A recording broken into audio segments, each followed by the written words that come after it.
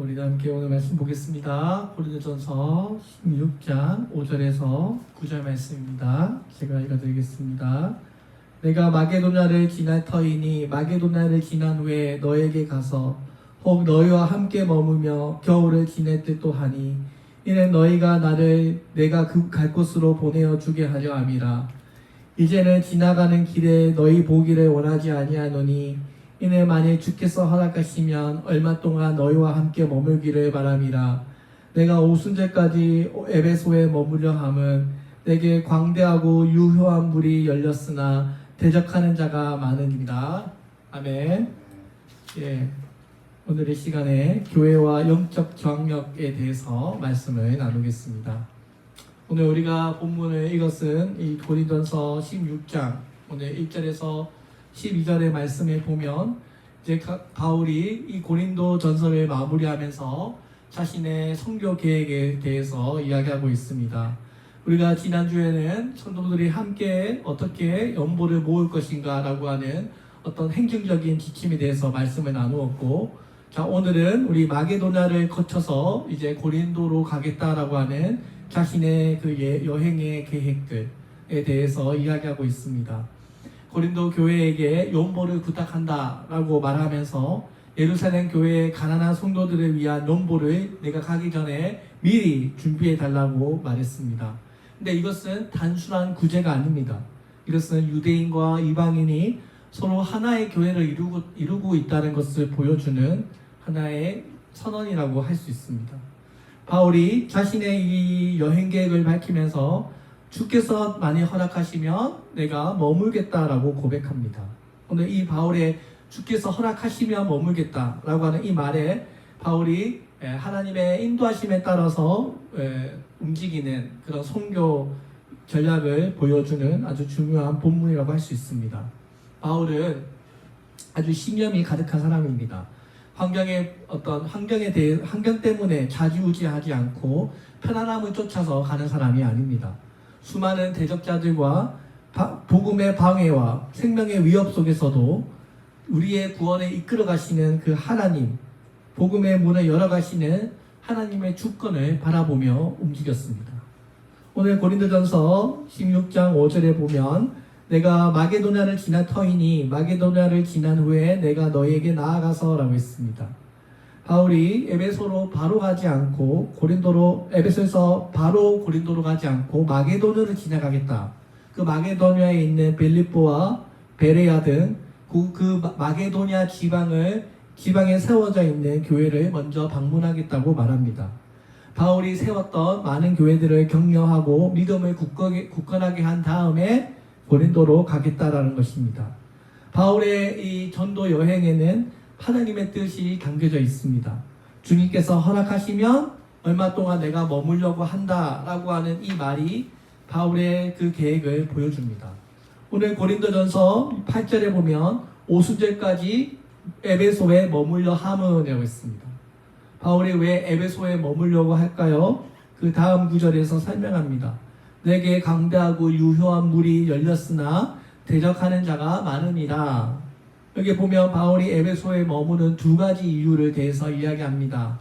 바울은 두 가지를 동시에 보고 있습니다. 첫 번째는 이 에베소에 광대하고 유효한 문이 열렸다. 이게 무슨 말입니까? 하나님께서 하나님의 사역의 문을 열어주셨다라는 것입니다.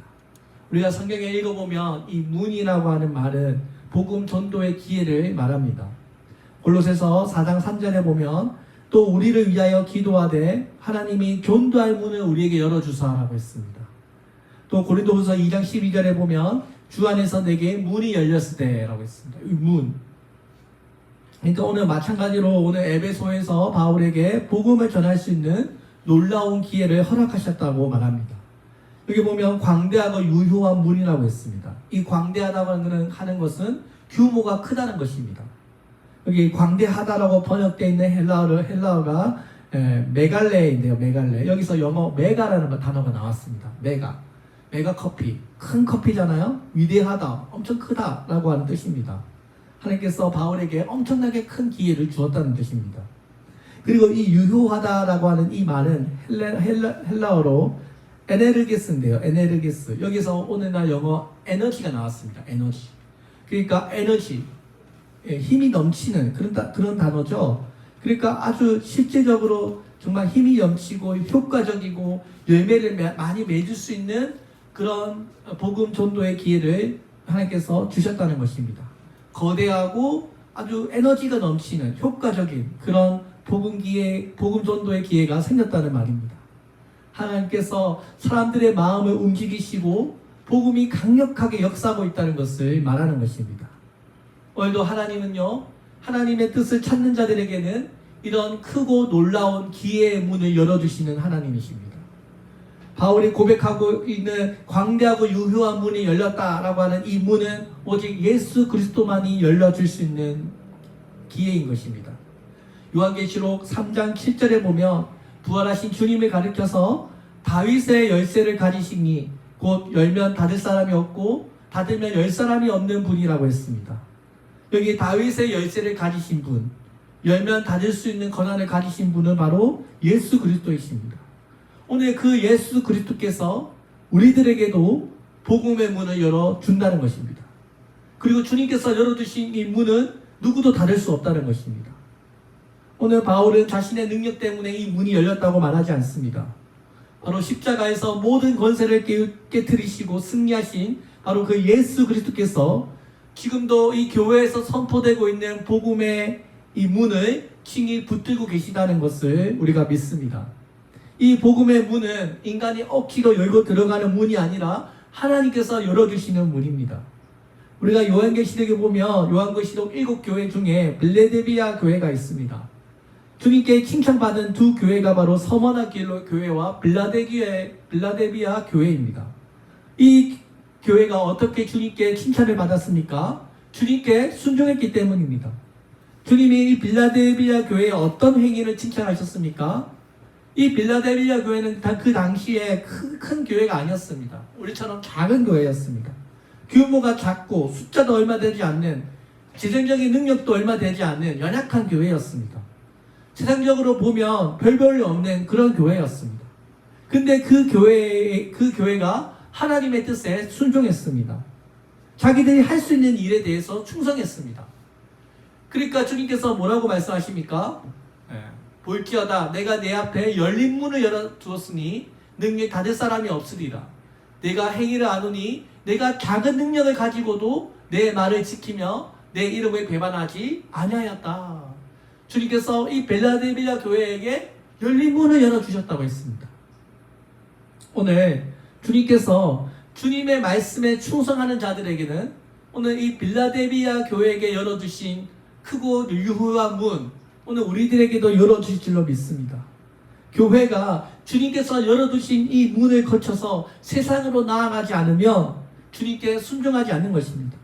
교회의 존재 목적과 사명을 상실한 교회입니다.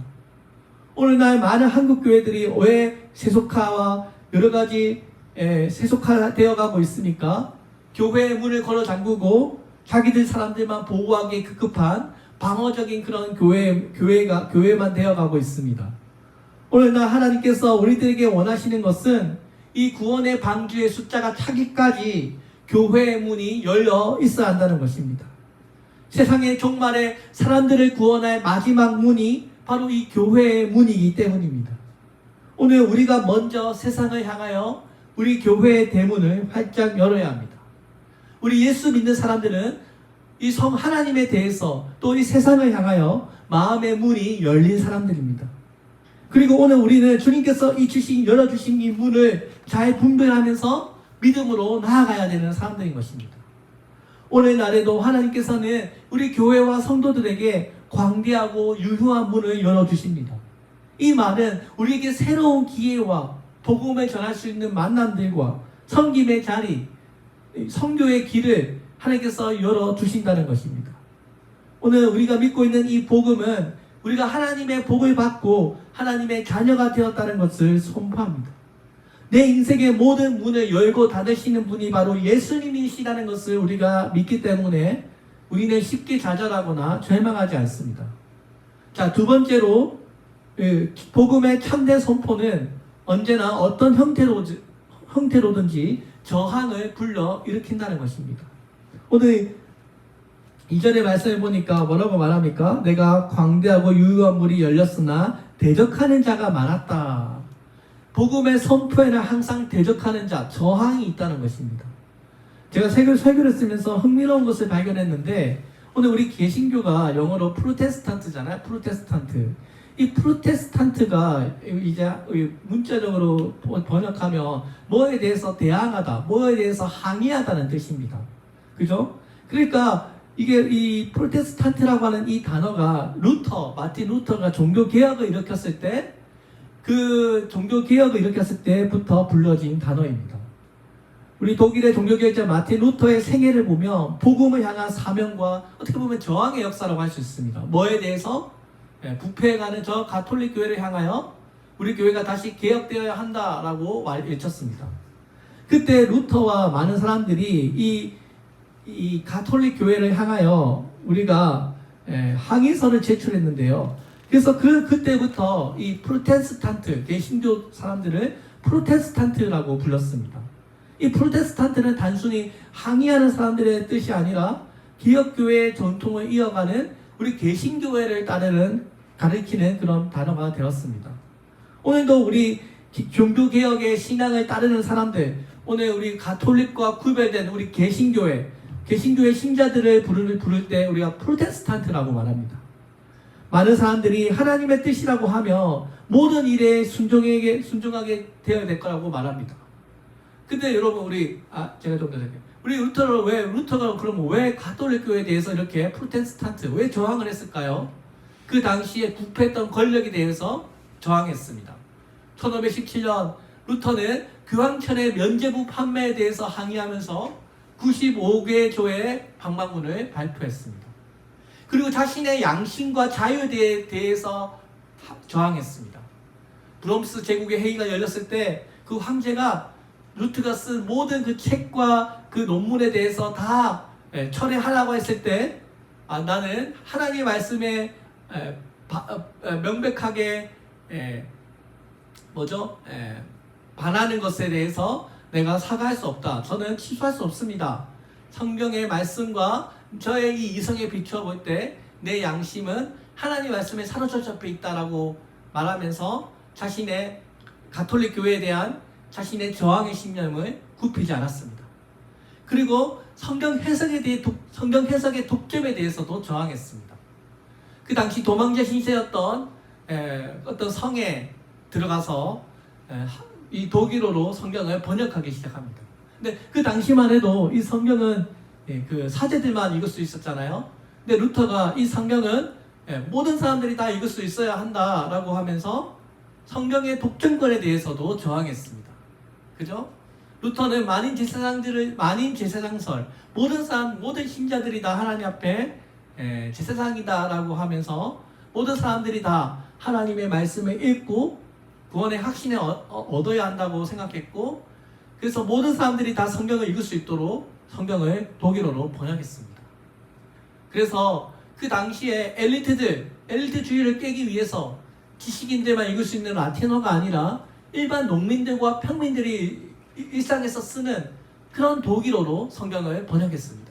이것도 가톨릭 교회에 대한 하나의 저항이었습니다. 이 당시에 라틴어로 쓰여진 이 필사본 성경이요, 이 당시에 우리나라 돈으로 한 5억 원이라고 된다고 합니다. 5억 원. 루터가 이 성경을 독일어로 번역하면서 이 성경이 150만 원으로 떨어졌습니다. 5억 원에서 150만 원으로 떨어졌습니다. 생각해 보세요. 여러분, 우리 5억 있으면 뭘 할 수 있습니까? 5억 있으면요, 우리 차 좋아하시는 분들은 아시겠지만 페라리 살 수 있습니다. 페라리가 한 5억 한다고 합니다. 그런데 이 5억이 없으면 살 수 없는 이 성경책을 쉽게 말하면 아반떼, 150만 원 중고차 아반떼로 타고 다닐 수 있게 루터가 만든 거예요. 대단하죠? 자, 그래서 누구든지 성경을 읽을 수 있도록 이것을 이렇게 대중화시킨 것이 바로 우리 개신교회의 전통이라고 할 수 있습니다. 오늘 우리 많은 사람들이 하나님의 뜻이라고 하면 어떻게 말합니까? 모든 뜻이 다 순조롭게 진행되어야 한다고 생각합니다. 그런데 우리가 실제로 신앙생활을 해보면 하나님의 뜻이라고 해도 뭔가 우리의 그 어떤 현상들이 우리의 삶과 반대되는 그런 일들을 우리가 자주 경험하게 될 때가 있습니다. 오늘 바울도 기회의 문이 활짝 열렸다고 말하면서 동시에 나를 대적하는 자들이 많다고 고백합니다. 오늘 우리들의 삶 가운데 우리의 계획을 막거나 뜻하지 않는 방해를 만나게 되는 그런 문제가 있지 않습니까? 나는 정말 한번 잘해보고 싶은데, 나 정말 성공해보고 싶은데, 그럴 때마다 어떤 큰 장애물 앞에서 내가 작아지는 기분을 느낄 때가 있습니다. 오늘 주님의 열린 문이 있다고 해서 오늘 우리의 어려움이 사라지는 것이 아닙니다.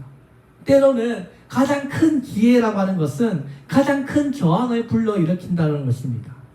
열린 문과 고난이 서로 모순되지 않는다는 것입니다.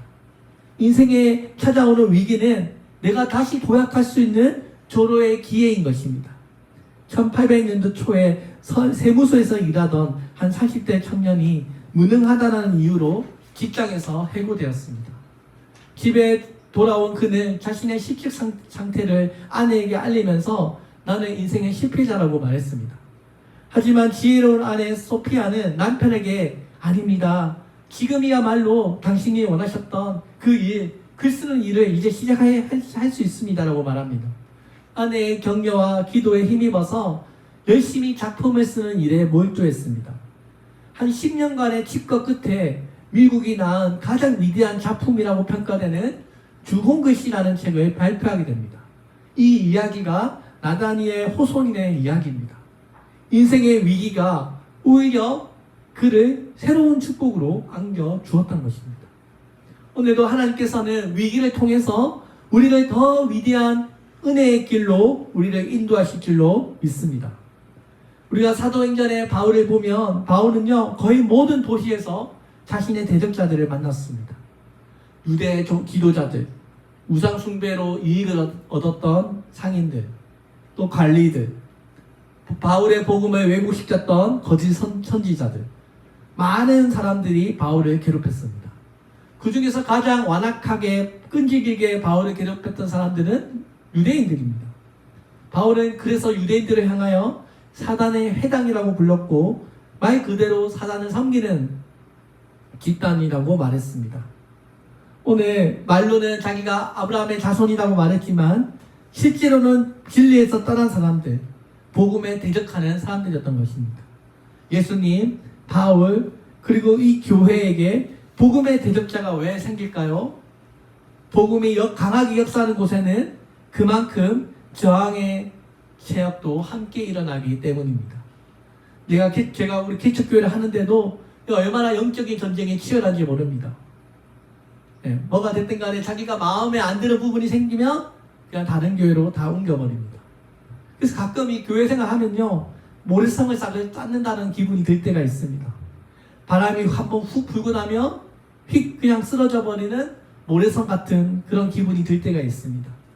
어쩌면 우리 삶에서 경험하고 얻는 것들은 모래성을 쌓는 것과 같습니다.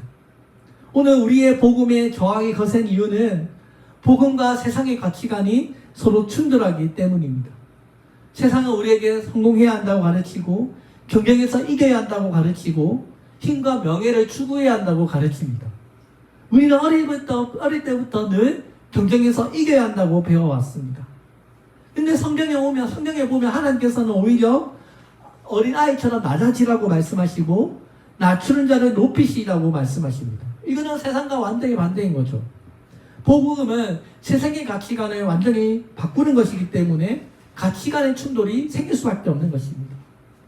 사단은 우리가 허무하게 먹고 사는 것에 대해서 영원한 가치를 추구하는 것에 대해서 반대하게 만듭니다. 우리가 흔히 에서가 팥죽 한 그릇에 자신의 장자권을 팔아 넘긴 것처럼 오늘 우리는 사단은요 우리를 많은 것을 잃어버리고 비참하게 하는 자리로 떨어지게 하는 것을 원합니다. 자, 그래서 오늘 우리가 이 복음이 전파되면 우리 안에 있는 우상을 무너뜨리기 때문에 복음이 확장될수록 사단의 나라가 줄어들기 때문에 사단의 저항에 거실 수밖에 없다는 것입니다. 사단은 사탄의 나라를 구축하고 넓히려고 합니다.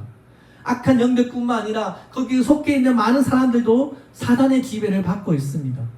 마귀의 종된 사람이 있고, 그런 사상이 있고, 그런 문화와 유행이 있고, 그런 나라가 있습니다. 그리고 우리들도 잘 분별하지 않으면 어떻게 됩니까? 사단의 그런 종된 것들의 주장을 듣고 그것을 좋아하게 되고, 그것에 동참하게 되고, 그것의 종로를 타다가 비참하게 되는 것입니다. 그래서 오늘 우리 이 복음이라고 하는 것은 단순히 어떤 정보를 전달하는 것이 아니라 사람을 완전히 새롭게 하는 것입니다. 술 취한 사람이 절제하게 되고, 미워하던 사람이 용서를 하게 되고, 욕심 많던 사람이 나누게 됩니다. 이런 변화를 사단이 가장 싫어하기 때문입니다. 오늘 바울이 크고 유효한 문이 열렸다고 해서 쉬운 길이라고 말하지 않습니다. 오히려 거기에는 대적들도 함께 존재한다고 말합니다. 대적자들이 많다는 것은 그만큼 복음의 영향력이 크다는 말입니다. 오늘 복음이 얼마나 이 도시를 변화시키고 있는가를 보여주는 말씀입니다. 예수님께서도 제자들에게 미리 말씀하셨습니다. 세상이 너희를 미워하면 너희보다 먼저 나를 미워한 줄을 알라. 요한복음 15장 18절입니다. 오늘 성경은 복음을 따르는 사람들도 어느 정도의 반대와 오해를 경험하는 것은 이상한 일이 아니라 오히려 예수님을 따르는 삶의 과정이라고 말합니다. 바울이 대적자가 많다는 이유로 에베소를 그냥 떠났습니까? 아니요. 끝까지 그 자리를 지켰습니다. 복음의 문이 활짝 열렸고 적대자들이 많지만 내가 여기에 머물겠다. 여러분, 오늘 바울이 끝까지 그 사역길을 지켰잖아요. 교회를 지켰잖아요. 오늘 우리도 우리 도시 성교교회를 잘 지켜나가기를 소망합니다. 이 말씀 똑같아요, 여러분. 크고 놀라운 기회가 열려있는데 대적자들이 많아가지고 어려움이 많지 않습니까?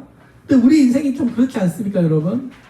오늘 우리가 여러분 아까 제가 말씀드린 것처럼 이 개신교가 프로테스탄트 태생적으로 이 저항의 종교, 그러니까 태생적으로 우리는 권력에 대한 억압, 독재, 불의에 항거하면서 우리의 신앙을 지켜왔던 그런 신앙입니다.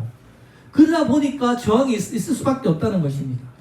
바울처럼 살기를 원하는 우리 믿음의 사람들은 이런 하나님이 주시는 이 기회의 문이 있는 곳에는 항상 저항이 있으니까 그것을 잘 알고 그 자리를 잘 지켜야 한다는 것입니다. 오늘 도시 성교교회, 우리 교회에는 거스를 수 없는 하나님의 명령, 영적인 흐름이 이미 시작되었습니다. 주님께서 오늘 우리에게 크고 유효한 문을 이미 열어주셨습니다, 여러분. 오늘 하나님께서 시작하신 이 부흥의 물결은요, 그 누구도 막을 수가 없습니다. 우리 안에 교회의 부흥의 꿈이 아직 살아있고, 교회의 부흥과 발전에 향한 우리의 이 열정이 계속 흐르고 있기 때문입니다. 이 부흥을 하나님께서 그의 백성들에게 주시는 하나님의 주권적인 선물입니다. 우리가 교회 역사를 보면 우리 한국 교회에 한 5번의 큰 교회의 부흥의 역사가 있었습니다. 그리고 그 부흥의 역사 한가운데에는 항상 교회들이 있었습니다. 평양대 부흥 운동이 시작되었던 장대현 교회, 그죠? 그리고 1950년대 서대문 천막교회에서 시작했던 여의도 순복음교회, 그죠? 그리고 서초 옥하래 목사님 개척교회, 그 술집거리에서 시작했던 그 사랑의 교회, 제자훈련으로 폭발적인 부흥이 일으키면서 사랑의 교회가 저렇게 수천 명이 모이는 그런 교회가 되었습니다. 오늘도 하나님께서 각 시대마다 한 교회들을 세우셔서 주님의 크고 유효한 문을 계속해서 열어주고 계십니다. 오늘 저는 우리 도시 성교교회가 이런 놀라운 강력한 부흥의 영적인 흐름을 우리 교회가 이어가기를 소망합니다. 오늘 주님께서 크고 놀라운 광대하고 유효한 구원의 문을 열어주신 그 예수님의 능력으로 우리가 대적이 있다고 해서 포기하지 말고 여러분 우리가 끝까지 우리의 교회의 자리에 머물기를 소망합니다. 오늘 바울이 환경이 편안해서 이 에베소에 머문 것이 아닙니다. 하나님께서 열어주신 복음의 문이 너무나 크고 효과적이었기 때문에 그 자리에서 머물면서 끝까지 전도의 사명을 감당했습니다. 오늘도 하나님께서 우리에게 주신 사명, 그죠? 하나님의 일을 믿고 최선을 다하는 신실한 사람들에게는 오늘날에도 크고 유효한 문을 열어주실 줄로 믿습니다. 오늘 모든 일에 대해서 항상 최선을 다하시는 우리 교회 성도님들 되시기를 주의 이름으로 축원드립니다. 아멘. 기도하겠습니다. 사랑이 많으신 하나님 아버지 감사합니다.